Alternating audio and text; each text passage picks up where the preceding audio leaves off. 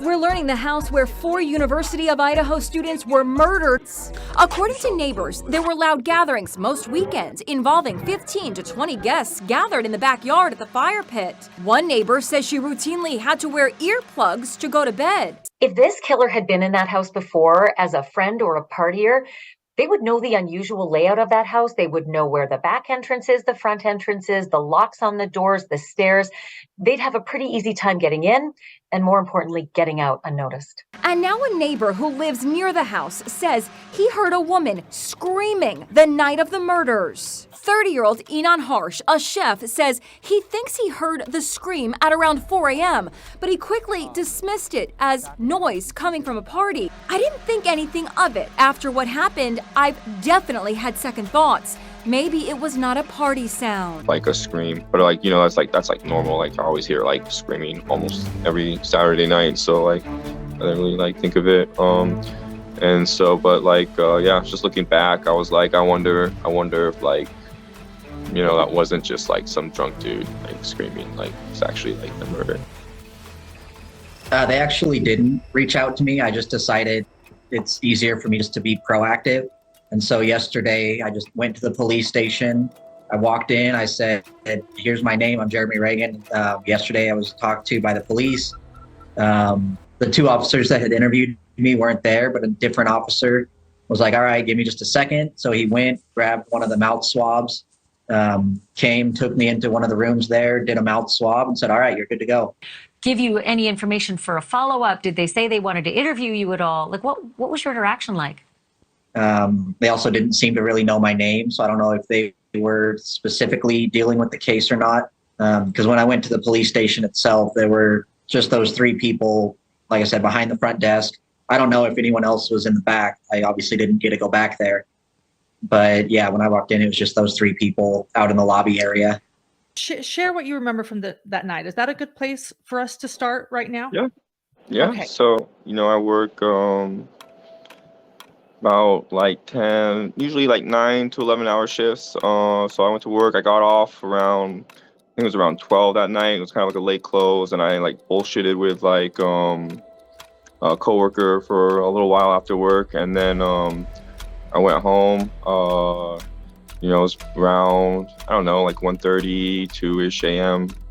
None of the houses in that on those 2 streets were having parties, which was kind of unusual.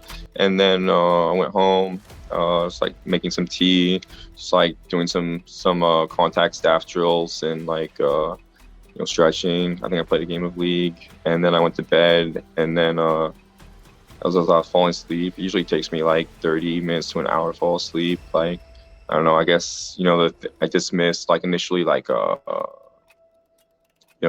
of my neighbors returning hello after me. So I heard a car shut, a door shut, and then apartment door shut, and also a scream. But that's normal. A scream. But that's normal. A scream. But that's normal. A scream. But that's normal. I always hear screaming almost every Saturday night. So I didn't really think of it.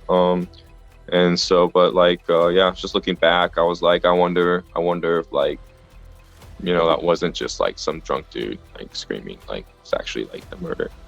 And yeah, and it was it was kind of a trip having the cops come on, and no one knew what happened. They were just asking where we were, and we're like, this is weird. They're knocking on every single door in our apartment.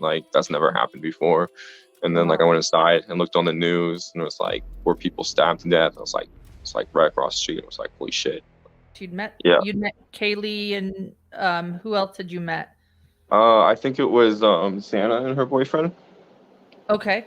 And I think there was some other people there, but I'm really bad with names. So I think those I had to look at online the faces to try to remember them, because it was just it was super brief, But yeah, they were super nice. They're super friendly. Yeah. I don't know. Yeah. They're the best neighbors you could want.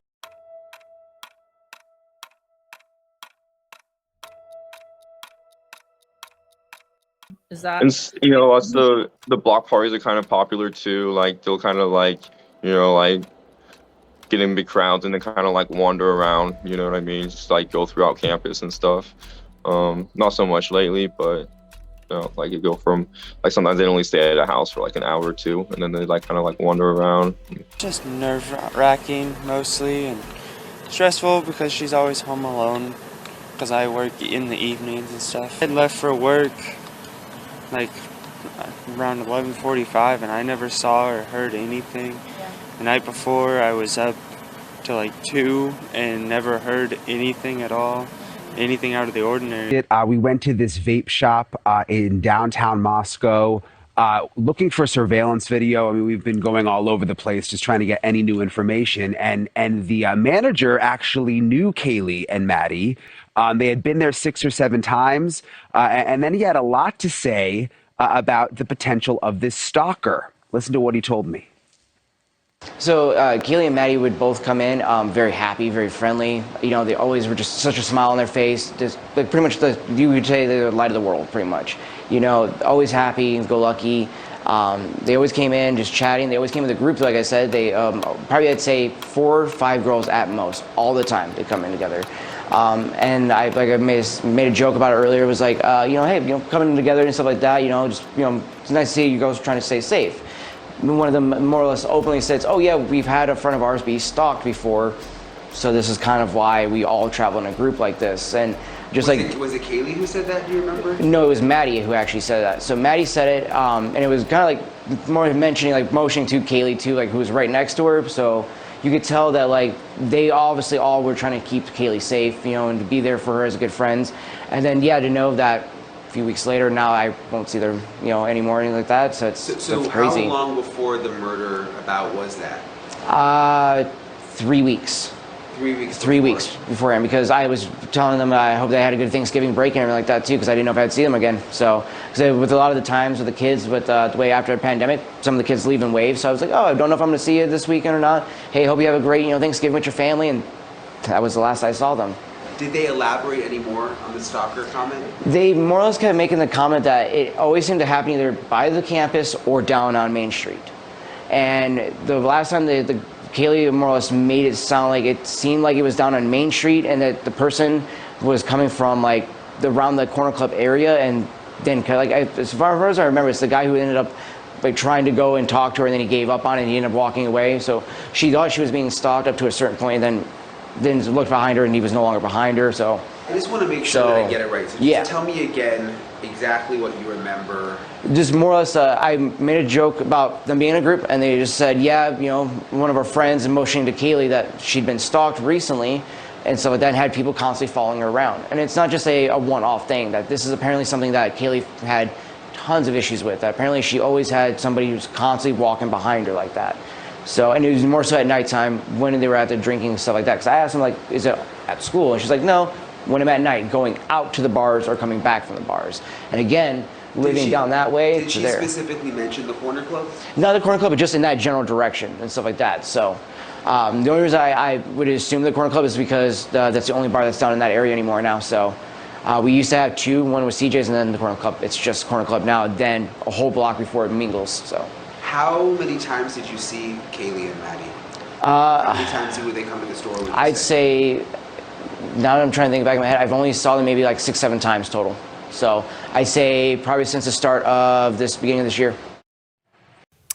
This morning, we're hearing from people who knew the suspect in the University of Idaho killings.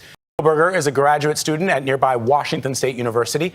Lilia Luciano spoke to 2 of his neighbors. I try to remember everything that I can, but nothing seemed out of the ordinary. In an exclusive interview, one of Bryan Kohberger's neighbors in Pullman, Washington, told us the suspected killer spoke to him about the murders. He brought it up in conversation, asked if I had heard about the murders, and which I did, and then he said, yeah, it seems like they have no leads.